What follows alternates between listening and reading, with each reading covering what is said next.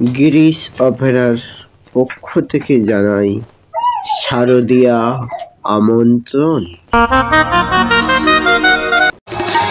আমার ছেলেগুলো যেমন হয়েছে তেমনি আমার ওই আদর্শবান স্বামী। কেউ আমার কথা শুনছে না, কেউ শুনবেও না। এদের নিয়ে আমি একেবারে হাঁপিয়ে উঠেছি। আরে তোর আর হাঁপাতে হবে না, দেখবি তুই একবার সুখে শান্তিতে দিন কাটাবি। কেন রে, তুই কি লটারির টিকিটে টাকা পেয়েছিস? তার চেয়েও বেশি। তার মানে? আরে মানেটা তোকে আমি পরে বুঝিয়ে বলবো। এই পরে নয়, তোকে এক্ষুনি বলতে হবে। বল কি? তবে শোন,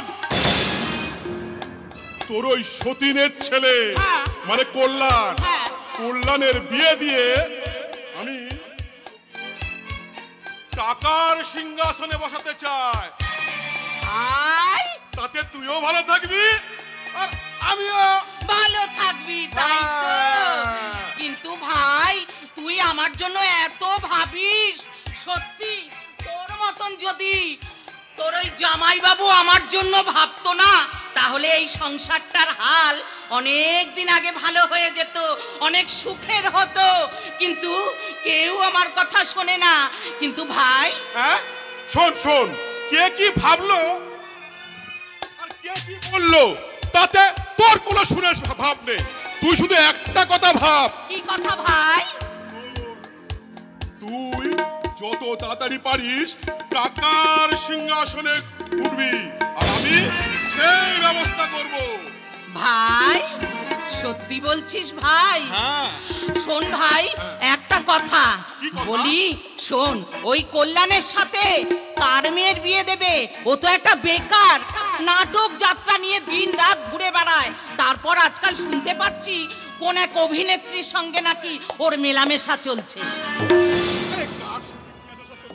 তোর কোনো লাভ নেই। শোন, তুই শুধু তোর নিজের কথাটা ভাব। শোন ভাই শোন না, যদি কল্যাণের ওখানে বিয়ে দেওয়া হয় তাহলে অনেক টাকা দেবে তো? সোনা দানা অনেক পাওয়া যাবে। বল, হ্যাঁ, অনেক পাওয়া যাবে।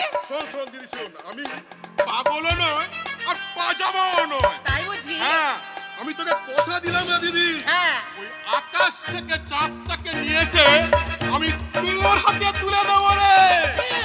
ভাই, সত্যি ভাই, তুই আমার জন্য কত ভাবিস। তুই যদি সত্যি ওই আকাশ থেকে চাঁদটা আমার হাতে এনে দিতে পারিস, তাহলে সেদিন তোকেও আমি না, আমার এই সংসারে পাকাপাকি একটা জায়গা করে দেব। তারপর একটা কচি সুন্দরী মেয়ে দেখে আমি তোর বিয়ে